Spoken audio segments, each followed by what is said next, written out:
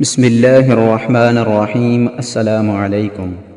حضرت علی رضی اللہ تعالی عنہ سے مروی ہے کہ رسول اللہ صلی اللہ علیہ وسلم نے ارشاد فرمایا، جب میری امت میں 15 خصلتیں پیدا ہو جائیں تو اس پر مصیبتیں نازل ہونا شروع ہو جائیں گی۔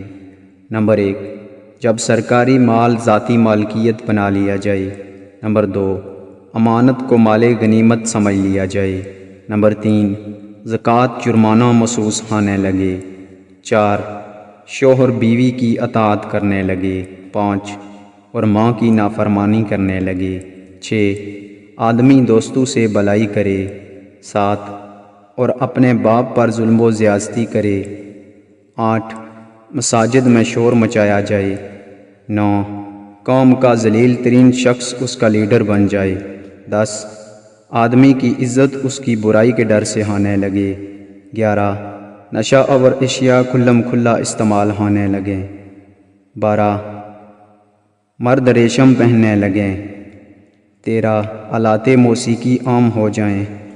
14، گانے والی لڑکیاں فراہم کی جائیں۔ 15، اگلے وقت کے لوگوں پر لعن طعن کیا جانے لگے۔ ارشاد ہوا، جب ایسا ہو تو لوگوں کو چاہیے کہ وہ ہر وقت عذاب الہی کا انتظار کریں، خواہ وہ عذاب سرخ آندھی کی شکل میں آئے یا زلزلے کی صورت میں آئے یا اصحاب سبت کی طرح صورتیں منسوخ ہونے کی شکل میں۔ اللہ تعالیٰ سے دعا ہے کہ اللہ پاک ہم سب کو پکی اور سچی توبہ کرنے کی توفیق عطا فرمائیں اور پیارے آقا کریم صلی اللہ علیہ وسلم کی سنتوں پر عمل کرنے کی توفیق عطا فرمائیں۔